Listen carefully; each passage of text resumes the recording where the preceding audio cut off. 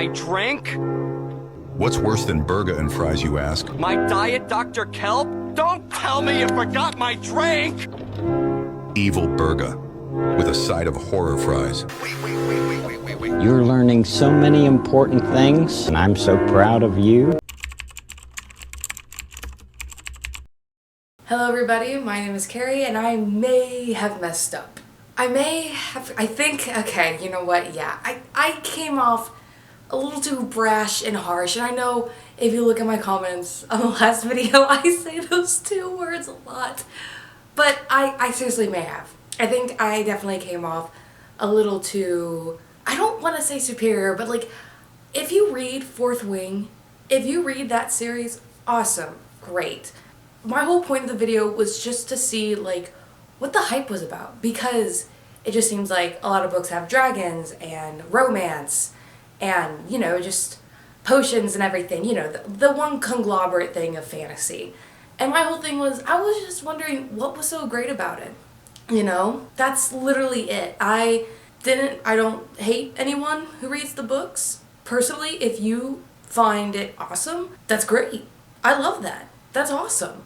I don't even read much fantasy, which you're probably like, okay, yeah, stop right there. And I know. I just thought it'd be something cool to deep dive into, and I definitely could have done more research on the book. So that is on me. I definitely could have done more research.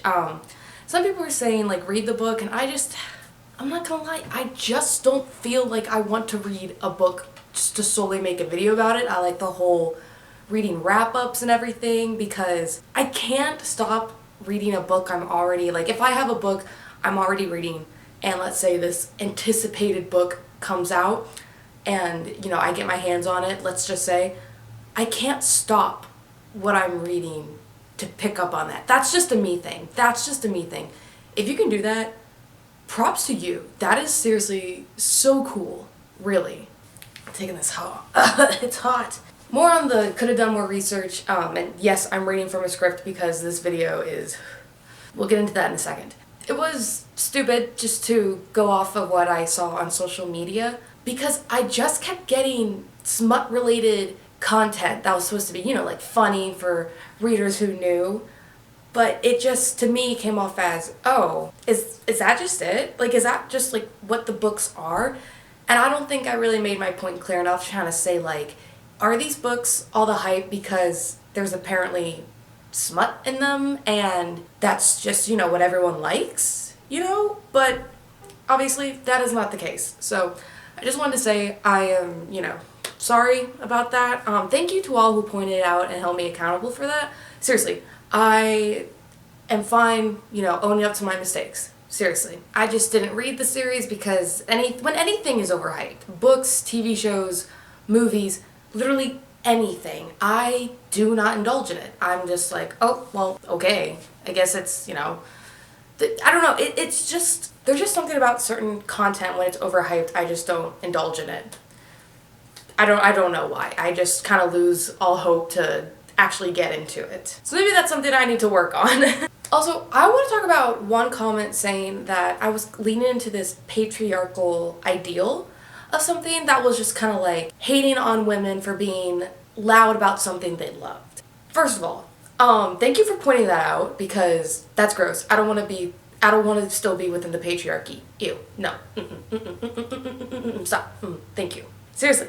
Thank you for pointing that out to me. I definitely could have come off a whole lot better in that video. Honestly, I mean, I don't want to be like, well, I faced being a woman in a male-dominated like thing, but okay, I made a TikTok years ago about Star Wars, when Star Wars was, you know, being popular around the time, because I think The Mandalorian or something, and everyone was rewatching it or getting into it, you know. And I made a video, and of course I got the, oh, the F in woman stands for funny, like, wow, original, really, thanks. But the comment on my video was just pointed out about like the woman in Target. You know, that was hard to like write, because I'm just like, I have been so upset too about things.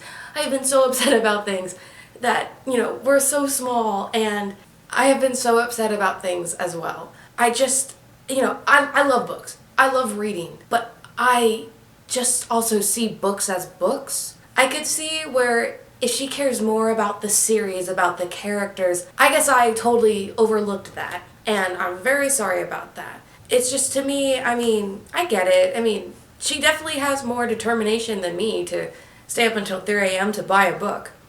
She's got that, okay? I would never do that. I don't even really do that for...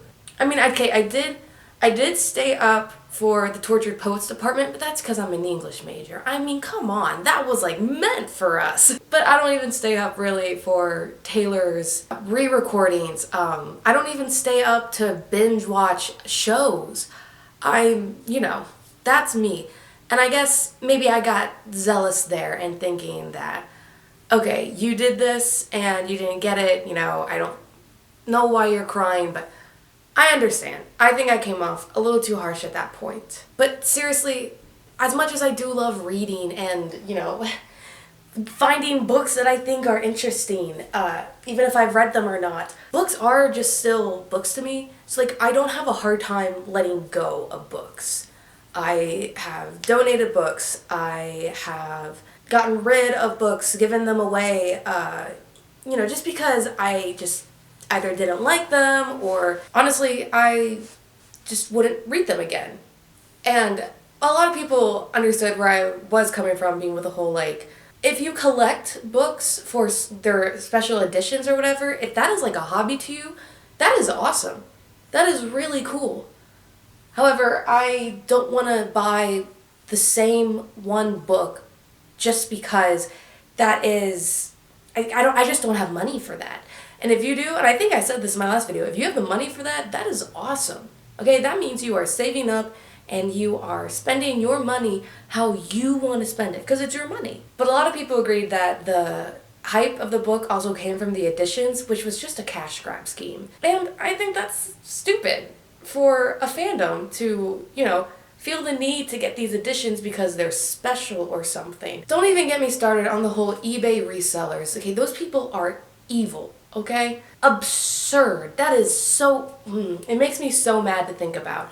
And so mad that there are people who are bidding on those books. Books that... oh, I'm so mad. Books that are... these people are making the books go for $300. I can't. I'm so mad. I gotta stop. But see, that's, I think, where I just got a little confused and kind of snowballed into this... oh, if you like this series, then you're stupid, and I didn't say that, but if that came off to some people like that, I sincerely apologize. I think I just got so into figuring out, what's the hype of this? Like, seriously, why are people, and if they even are readers, going to Target and grabbing as many copies as they can of the same book? So many other people could have got that book, and maybe Target and Amazon should have been prepared for how many people love this series. I mean, everyone's order got canceled. It was on back order. Why did I put up 3 fingers? I only listed 2 things. Really, if I could do that video again, I would definitely watch what I was saying. I think I also tried to be a little funny into it, but then it came off rude. So I'm very sorry about that. And I was just gonna make a joke, be like, please don't be mean to me. But honestly, correct me on my mistakes. I am fine with that. If I say something out of line, I want people to correct me, because I really do stick my foot in my mouth sometimes.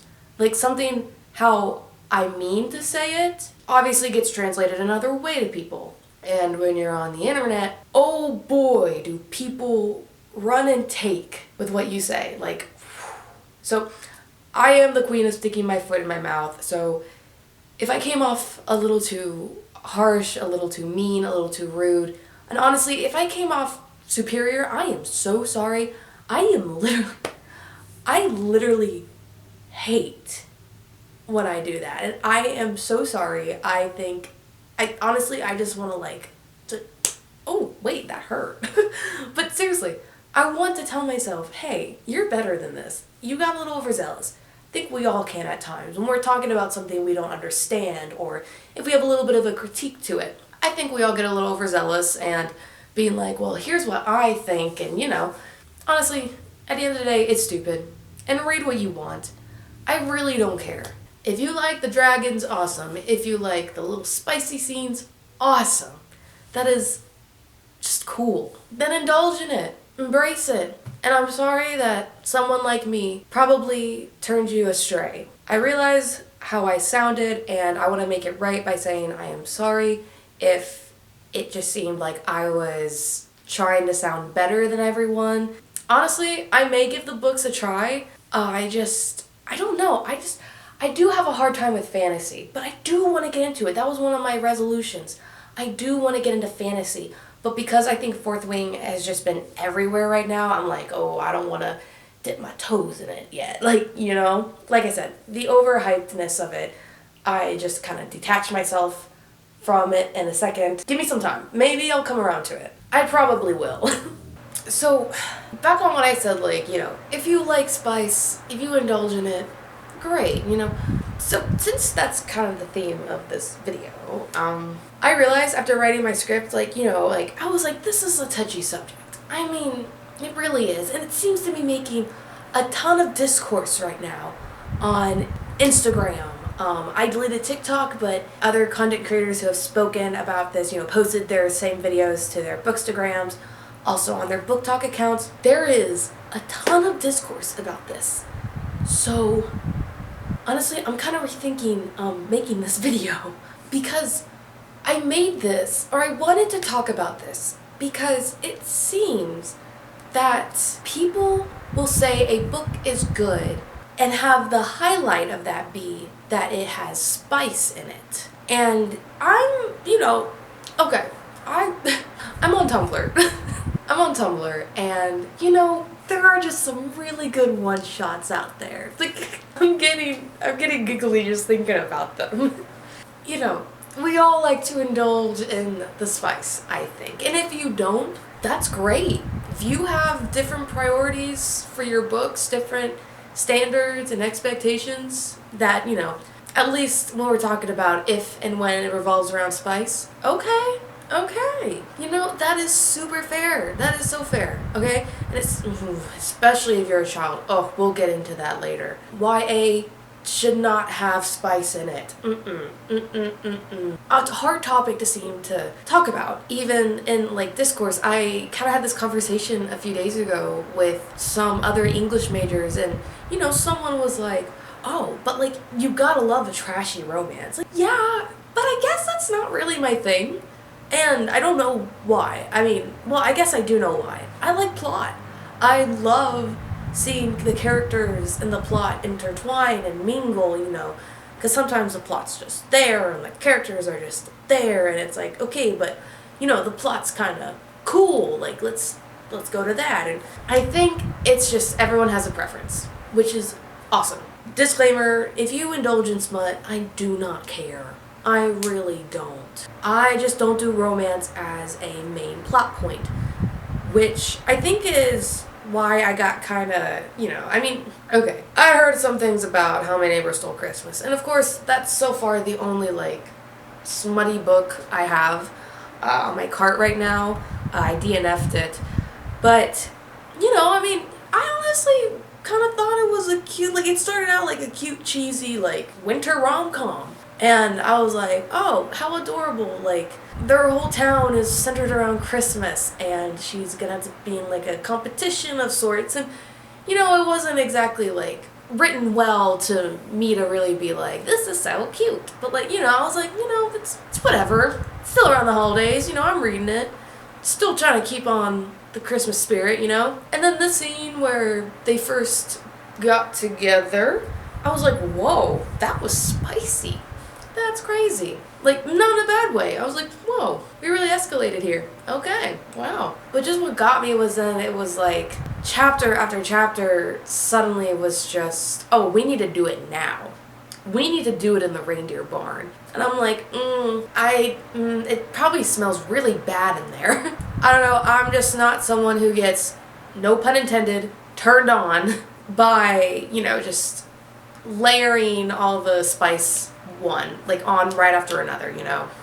I like closed door romances. I like it when a scene is, like, has little detail when the characters are, you know, getting spicy, because I feel like the tease is just, like, kind of better. I don't know. Anyways, let me stop talking about what I like, because I don't know what to make of smut as a whole and how other people, you know, like it, enjoy it, maybe are okay with it, and then maybe those people who just despise it.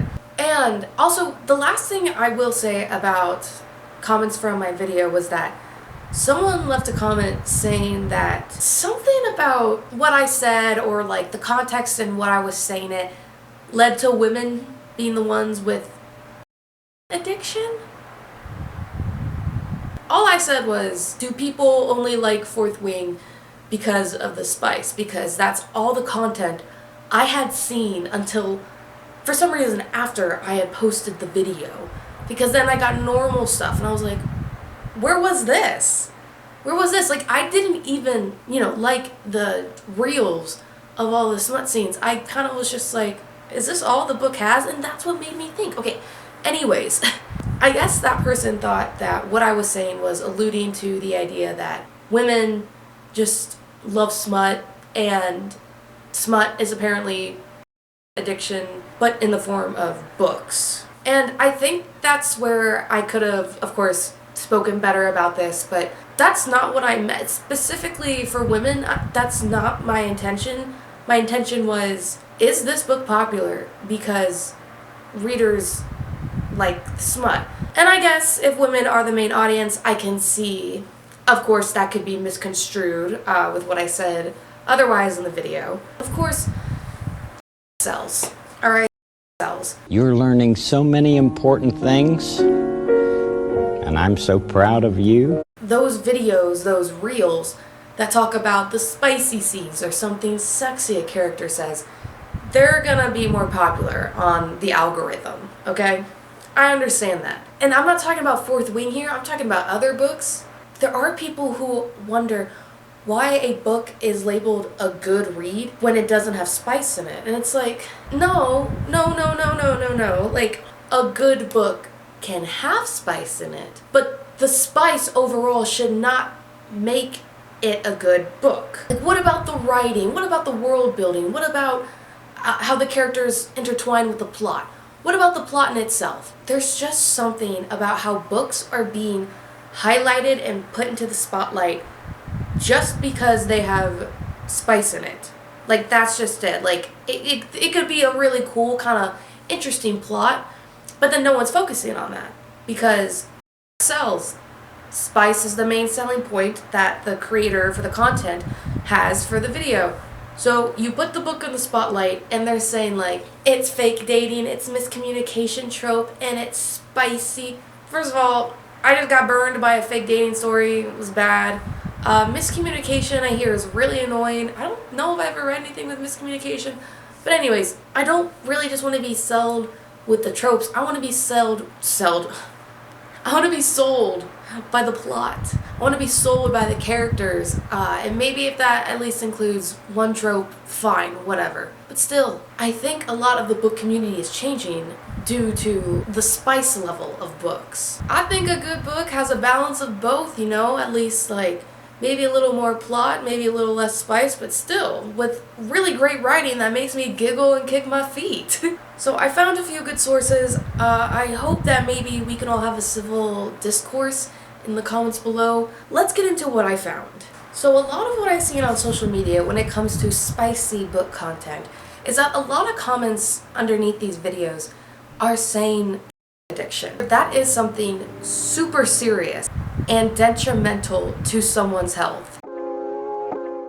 Addiction is the excessive and compulsive use of pornography, which leads to significant consequences within someone's life. With addiction, you end up hurting not just your mind, but also your body. And so with everyone throwing this term around, this very, I don't want to say hurtful, but I guess important term, because it is something that can get worse the more you indulge in it. I wanted to look at where did smut begin, or how did it begin to then turn into what it is today and why fiction is being messed around with it.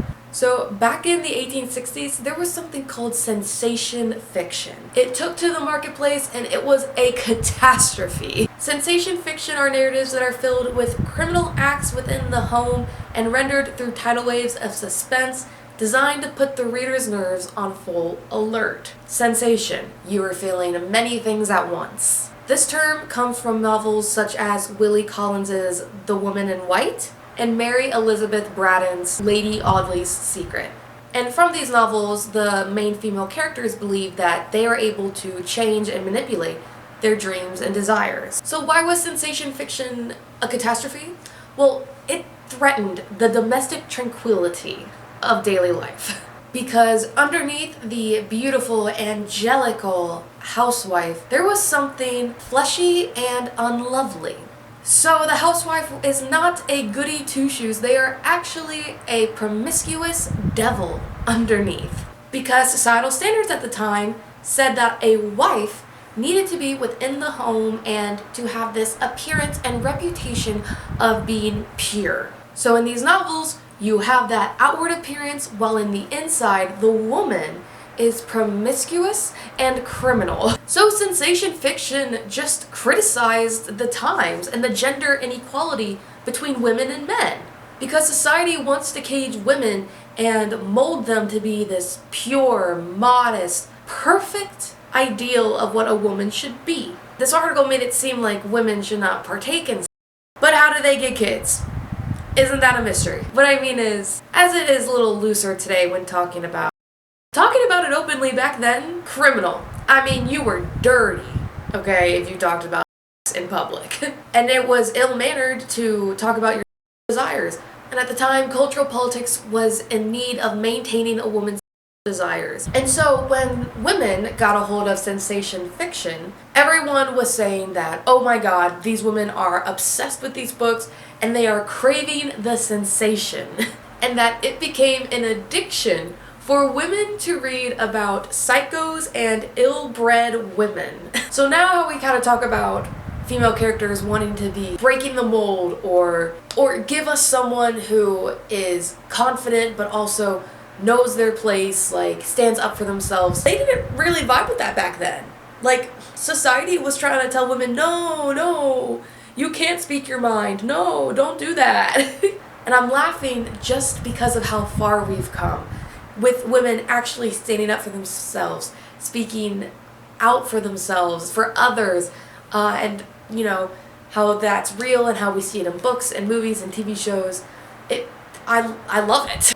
And interestingly enough, going back to the whole thing of consumers like moving books out just to make a profit, publishing books just so they can make money, sensation fiction ran the consumerist marketplace. So romance books and books with female leads who were unconventionally like rude or ill-mannered, criminal, they were still in the marketplace. Like, they ran the marketplace. So interestingly enough, sensation fiction ran the marketplace back then, just as romance novels run the marketplace right now, which really cool actually to think about. And so back then, when sensation fiction was running the whole marketplace, women were like starstruck apparently, because it was like, whoa, like, hey, female desires are being popular. Like, they're being popularized. And I'm a female, and I have desires and dreams and fantasies, you know, normal things that every man and woman have. It's just, of course, for women, that's gross, apparently. So what the hell is up with that society? So in the 1860s, the marketplace was advertising towards women, and they were called the advertising female because a big point of this was women wanted to be the objects of others' desires. And that sounds a little iffy, but I'll kind of get into that in my act 2. Another great point about the sensation fiction and why it got popularized is because the female lead, who was criminal, ill-mannered, whatever, they would perform criminal acts against the main oppressors, which were privileged men. Superior privileged men were their ops. And women ate this up because, hello, has that changed?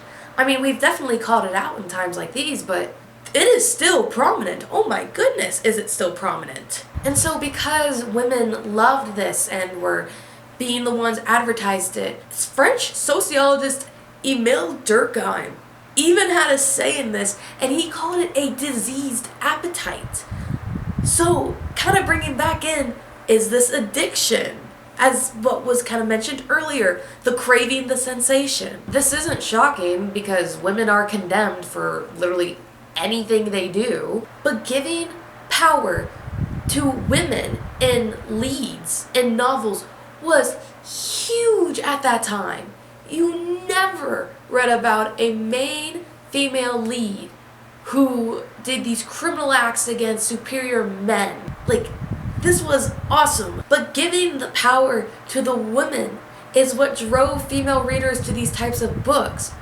Granted, this also has a side of criminal activity involved, but the point of scandalous and promiscuous women being the forefront of these books was huge. It's like rooting for the anti-hero. I definitely am not recording this a whole week later. I've had a lot of things happen in the last week, all good, but let's just say Monday night after the Super Bowl, I literally lost and then found my dog. But anyways, what I've noticed from my research on if smut is technically addiction is the fact that everyone is so concerned for women. Like, they are just worried that this is like the addiction for women. Everyone's worried if fiction is going to impact women's minds as it does for men. I didn't really want to jump back on recording this with my week break in between because I really wanted to let it sit, and I made sure to, think. Like, just whenever I got the chance to really just like sit down and focus about it, like not finding anything on social media, not that I went out and like looked for things, but scrolling on reels, not to let my opinion or idea of this whole thing be persuaded. And it was so ironic because after I filmed the first half of this video, I went out to dinner with my boyfriend and some of his friends. And I don't know how we got on the topic of it, but it was just like a one offhanded like joke thing. And one of his friends who reads a bunch actually said, women indulge in all the time except they just read it. It was something like that he had said, and I went, whoa. Wait a minute. I am so happy to say that I'm not the only person who's kind of thinking about this. Funky Frog Bait from TikTok has a YouTube channel. They do commentary, just kind of like Drew Gooden, Danny Gonzalez, Chad. So the day I'm recording this is February 16th. Yesterday, they released a video about the Spice community in booktok. But Funky actually did read some of the books that are mainly more marketed as these are just full of smut, just full of spiciness, sexiness. Of course, after posting that video, like I said, I had seen so many videos saying like, well, actually, there's only like 3% of smut in here. And Funky even said in, I think it was Akatar, there was only like 4 chapters that were like sexy. Now, granted, they did say the book is mediocre, so just why? Why is everyone pushing out there? And like I said, I'm not saying this is a bad thing. For me, it's just tiring. Because, like I said earlier, I want to read plot. I want to read world building. I want to read character development. If there's a sexy scene in there, okay. But I like it tasteful. I can do Closed Door. Okay, I can do Fade to Black. I can even do We're in the Middle of It. I'm perfectly fine with that. And this was really cool. Funky brought on a therapist. Was she a sexual therapist? I think she was. She was talking about how smut has been around ever since like the ancient times. But it was really interesting as to what she was saying, and Funky was asking, okay, so what do you think about this? Is this... And what she said made a whole lot of sense, and it made me think back to this script I have for this video. She basically said reading is different. Obviously, it's different than visually looking at something being played out for you on a TV, but reading, the actions being printed in words on paper is different. If anyone's worried that this is going to like affect women and how they act out, probably towards relationships or in the world, reading is for the fantasy. Smut in books is just a fantasy. Us knowing that does not equate to us going out and performing these. And that brings me to a point I wrote in my script, and that the same thing that these two medias, you know, the reading smut and watching smut, they're just fiction. It's fiction. And I don't read a lot of dark fantasy, but I have heard that those dark fantasies, like someone will label a dark fantasy novel as spicy when it's really just into dark romance. There's this one book where she just gave birth and he looks at the doctor and he was like, how long till we can try again? But basically it is just the most wild and taking actual crimes and turning them into spicy, really steamy romances, and it's just like, oh no, no, no, no, no, no. And it was really interesting because in the video too, they had said like, hey, if you like these kind of stalker series, like there's just so many fictional things that of course like what we would do in the real world for that is so different. Like they even say like, oh, if a man comes up to me and spews like random shit like we're meant to be together, it's not gonna be like, whoa, that's like really poetic. Wow, okay, hey stranger, like what? No, we are of course going to be like, police.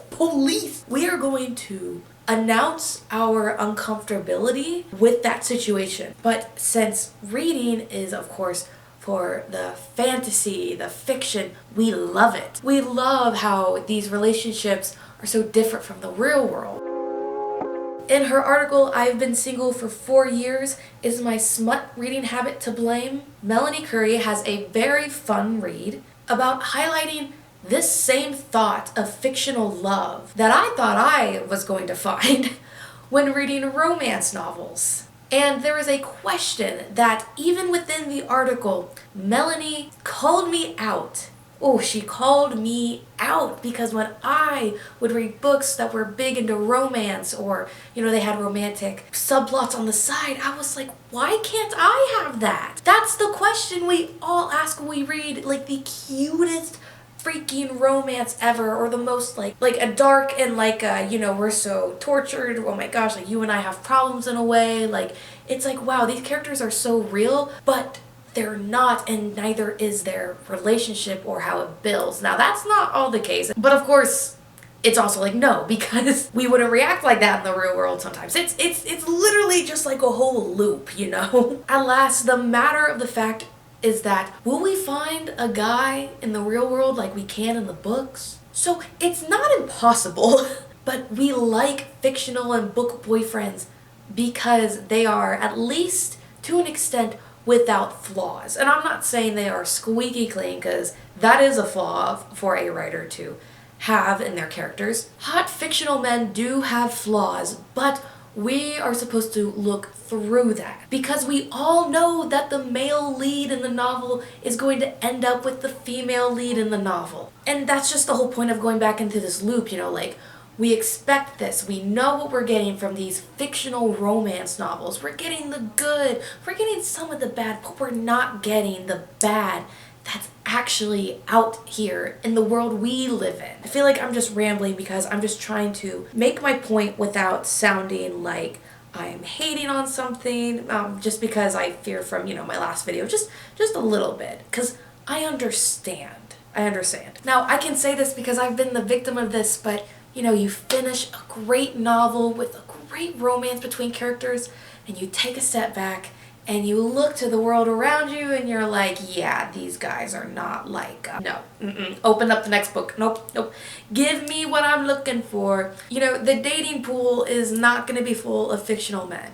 And like I said, it's not impossible to find a guy who is so great and amazing to you, but you keep your standards high for yourself, all right? You want someone who treats you right, who you can treat right, who's kind to you, who you can just laugh with and make jokes with, like just someone you're comfortable with. That is a whole other rant I can get on, but not for today. No, we can't do that right now. So more on the smut side of this article, Curry had interviewed sex therapist Dr. Catherine Hertline, I'm sorry if I don't say that correctly, who stated that it's important to remember erotica characters and storylines are crafted for entertainment with exaggerated and idealized relationships. Just like what I said, just like what Funky said. So for example, while a romance novel might depict a partner who always knows exactly what to say and do, real life relationships require communication and effort to understand each other's needs. Like, yes. And I think that's also why, like, the demographic for women, and this is so sad to say, is huge for romance books and is huge for the book industry and the publishing industry in general. We don't like, none of us, men or women, we don't like the bad parts of dating. We hate the little get-to-know-me's, like first conversation or icebreakers at dates, you know? And filling the silence between each other if the conversation goes stale or quiet. We don't like reading about that, and we don't like experiencing that. So we jump into fiction, and I'm not saying just women in general, but individuals jump into fiction because they want to escape that. They don't want that. We all want a happily ever after. It's just we have to get it with the flaws and little awkward encounters with each other. But then it kind of becomes like a fairy tale once you find your person.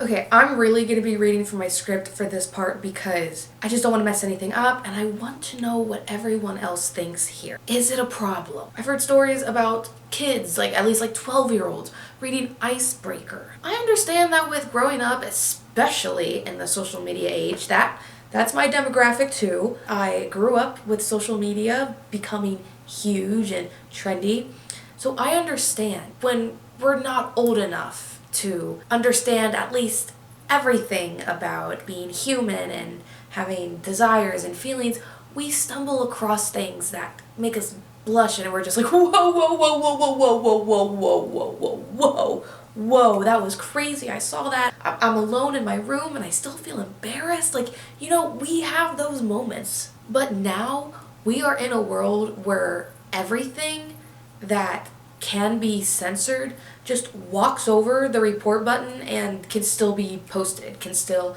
be up and live on any media site. I think a lot of apps and I think a lot of people in general too need to be careful about what they post. Honestly, I just got told by my parents, like they were like, hey, they know about my book account.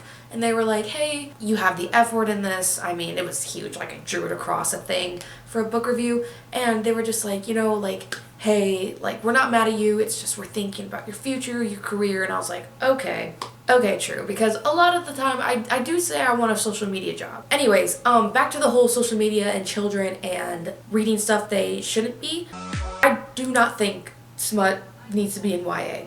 Not at all. Because I'm pretty sure at 22 years old, I would still be giggling and smiling at Percy and Annabeth's banter and them confessing their liking for each other, and I love them. They're my favorite. But if a new book comes out and it is strictly YA, why do people ask if there's gonna be spice?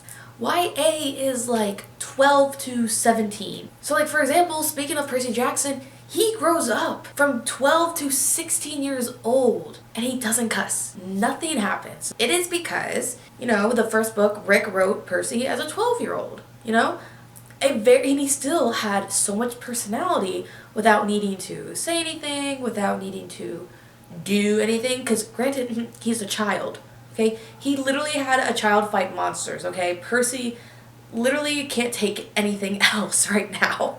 I mean, obviously, I'm pretty sure Rick had a plan to say Percy is 12 here, he's going to be 16 at the end of this book. You do not see a single curse word except for one joke about the dam, and they curse in Greek, but you don't even, like, we don't even read that. Bottom line, my thoughts and opinions on this matter is that I'm worried for the future of book marketing. I don't want to read a book solely on its spice factor. My drink. What drink? My drink? My Diet Dr. Kelp? Don't tell me you forgot my drink! Is that maybe a little self-indulgent thing? Sure. But like I said a million times throughout this video, I love plot. I love world building. Where's my drink? What drink? My drink? My Diet Dr. Kelp? Don't tell me you forgot my drink! And I think that's what I was trying to say with Fourth Wing. But granted, like I said, the spice factor, it got pushed because it sells and it gets everyone interested, or at least they think it gets. most people interested in reading, and it was my fault for seeing that and just running with it. But that's the thing. Why do you push the smut out into the world for content for other people to read the book when maybe I want to read about the dragons? I want to read about the powers that Violet has, the powers that Xaden has. I think he has powers. I learned that Violet was actually the one with the lightning powers. But I want to learn about the potions. I want to learn about the school. Like, why are they riding dragons? Is it because, like, they're just there? Is it because another rebellion's coming? That's what I want to know. Now, granted, not every book is going to just up and say that, but you ask someone about it and they'll give you a reason why, and they'll keep secrets from you. I don't see a lot of that with a lot of books these days where it's just like, oh yeah, there's plot right here, but the smut, you know? What's worse than burger and fries, you ask? Evil burger, with a side of horror fries. Like I said earlier, all in all, with the whole, like, is it addiction or is this just self-indulgence? Like, okay, let's fantasize for a little bit. I could see this becoming a problem for some people. That is, I think, if you are actively seeking out and wanting to, if you catch my drift, really indulge in that kind of content. This sounds so stupid to say because it's just like, I mean, I can't think of myself as doing this, but reading something with a spicy scene and then going out and being like, let's try this, and the scene is absolutely like, just, it can't happen. Like, it can't happen. Like, why am I upside down and you're like 5 feet away from me? Like, what? Like, do you know what I mean? I'm not gonna paint a picture. Wait. What? If you like books like that where it's just trashy, you know, maybe the book itself is just kind of making fun of itself. It's, you know, like, oh, you know this could never happen kind of thing. But you still like to read it because you like it, go ahead. If it gives you a laugh, if it gives you some funny things to think of for the scenes, you know, read it. I'm not calling you an addict for that, okay? And I'm not calling anyone a prude for hating smut. And that's something I actually kind of want to go into real quick because, you know, I got a lot of content aimed for my algorithm being like, no spice. Like, I post books with no spice and I'm like, okay, cool, you know? With all the discourse going around about that, I kind of want to read books where, you know, maybe closed door or maybe just, yeah, none at all. You know, hit me with them. Then I get hit with the whole, oh, like, I'm a Christian content creator. Which, disclaimer, that is awesome if you are so into your faith. That is really, really cool.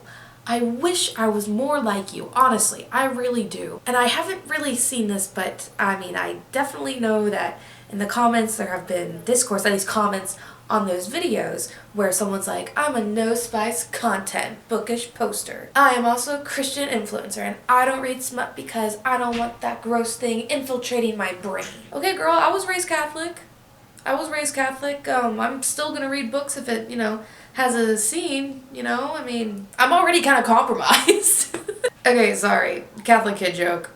And I still haven't explicitly seen anyone, you know, really say that in the video, but everyone takes what they see and run with it, you know, commenting, liking, reposting, whatever. And so even if she didn't mean that she's better or that, you know, she thinks it's a sin, there are still people who say like, well, I'm Christian and, you know, I mean, I read books with smut in it. Am I going to hell? Like, I don't think I am. And I actually had followed a content creator like that, and they had posted to their story, like, saying, hey, why do you not, like, read smut? Or why don't you read it all the time? Or why do you not really indulge in it? And I had actually said something about the book marketing towards it. I'm just like, I don't want to read a book if it's just based off its spice factor. I see that they posted the replies to that in the video, and a lot of it was just saying like, I'm keeping myself for God. Just like stuff where it's like, I'm a Christian, I don't read it, and it was, there was just a lot of that. I feel like I'd be lying if I said I saw one or two. I think I just mainly saw one that said anything other than like being related to religion. Why they didn't read smut. They just said it's not for me. And they posted, you know, the creator posted that. But I think that we all need to be careful in how we go about labeling people who do read smut and labeling people who don't read smut. I just have my own personal reasons why I unfollowed that other creator who took those answers and put them in a video. I'm really still up in the air about all of this. I mean, just like, I don't really think it's addiction. I do not think it is anywhere near as harmful to your body and mind as porn addiction can be. I think it can be distasteful to some readers to say, oh, this book is good, and then, you know, say it has a lot of spice. But then it's like, oh, this book is bad because it has so much spice. Okay, we all just like different things. Honestly, I just want everyone to read. I want the whole world to read, because I think we need a lot of that. Well, we need a lot of better things for the world right now, but I won't get into that. But if you know a young reader, maybe a cousin or a little sister, brother in your family who wants to start reading, just tell them to be careful. Maybe help them out, you know. Watch for warnings. Make sure that you know what the plot is too. Just make sure the children are safe. Oh, isn't that the motto for 2025 in America? Really, I just want everyone to be safe and like what they enjoy. Thank you all so much for watching, and I'm so sorry if I repeated things I had said earlier in the first half of the video. Like I said, it took me a whole week to get to filming this part. A lot of crazy fun things happened in my life, and of course I have school to focus on, so I am definitely focusing on school. But I will get this up when I edit it and, you know, probably get tired of it and not care about how tired I am editing it. Okay, that was a lot of words. I don't even know what the hell I said. Thank you all so much for watching. If you like what you see, please like, comment, and subscribe. And please, actually, tell me your thoughts. What do you think about this? Remember to keep it kind in the comments below. And I will see you in the next video. Bye!